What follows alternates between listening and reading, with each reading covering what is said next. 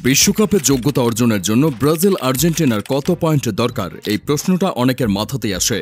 এর ওপর লাতিন আমেরিকার পয়েন্ট টেবিল দেখলে দেখবেন সমান জয় এবং ড্র নিয়ে উরুগুয়ে 2-এ থাকলে ইকুয়েডর আছে 5-এ। কেন এরকম হলো? এছাড়াও কিছুদিন আগে শোনা গিয়েছিল ব্রাজিল বাদ পড়তে পারে বিশ্বকাপ থেকে, কিংবা বিশ্বকাপে যেতে হলে লাগবে আর্জেন্টিনার সাহায্য। এখনও কি সেই অবস্থা আছে? আর্জেন্টিনা কি নিশ্চিত করে ফেলেছে বিশ্বকাপ, নাকি এখনও তাদেরকে পরীক্ষা দিতে হবে? বিশ্ব চ্যাম্পিয়ন আর্জেন্টিনা প্যারাগুয়ের বিপক্ষে বিশ্বকাপের বাছাই পর্বে 2-1 গোলে হেরেছে। অন্যদিকে 5 বারের বিশ্ব চ্যাম্পিয়ন ব্রাজিল ড্র করেছে ভেনেজুয়েলার সাথে। তবে সাউথ আমেরিকান বাছাই পর্বে শীর্ষে থাকা দল আর্জেন্টিনা আসন্ন 2026 বিশ্বকাপের মেগা আসরে খেলা এক প্রকার নিশ্চিতই বলা চলে। তবে এখনও দিতে হবে অল্প কিছু পরীক্ষা। অন্যদিকে 5 বারের বিশ্ব চ্যাম্পিয়ন ব্রাজিল ভেনেজুয়েলার সাথে ড্র করলেও তারাও মোটামুটি নিরাপদই বলা চলে। দেখে নেওয়া যাক কত পয়েন্ট হলে ব্রাজিল ও আর্জেন্টিনা মার্কিন যুক্তরাষ্ট্রে হতে যাওয়া বিশ্বকাপে নিজেদের দেখতে পারবে।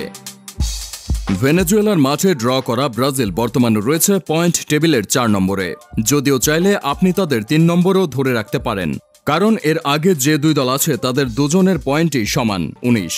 11 ম্যাচ খেলে 5 জয় 2 ড্র আর 4 হার নিয়ে তাদের পয়েন্ট 17। সেক্ষেত্রে হাতে থাকা ম্যাচগুলোর 4টি জিতলে ব্রাজিলও নিজেদের নিরাপদ ভাবতে পারে।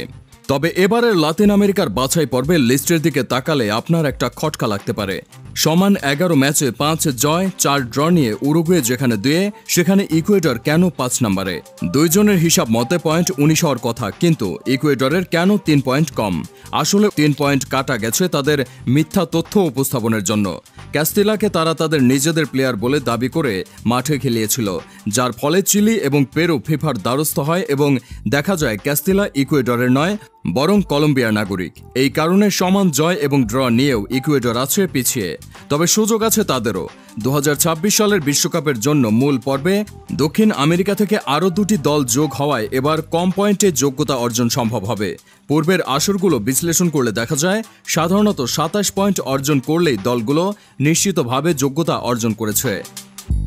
অন্যদিকে আর্জেন্টিনার হাতে আছে 7 ম্যাচ, যার মধ্যে মাত্র 2টা ম্যাচে যদি জয় করতে পারে তাহলে বলা যায় আর্জেন্টিনার টিকেট ফাইনাল।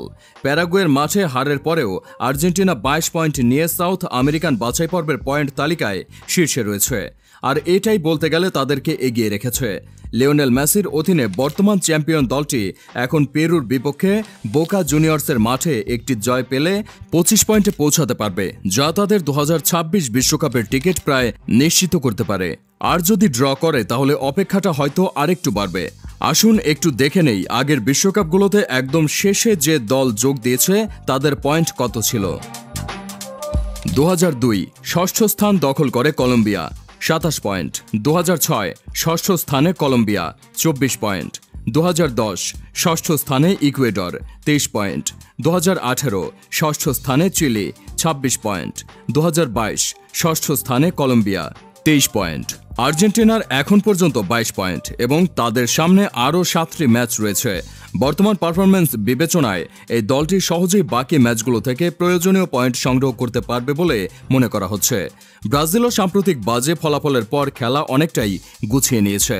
সাউথ আমেরিকান বাছাই পর্বে বর্তমান পয়েন্ট তালিকা: পজিশন দল, পয়েন্ট ম্যাচ, জয়, ড্র, পরাজয়।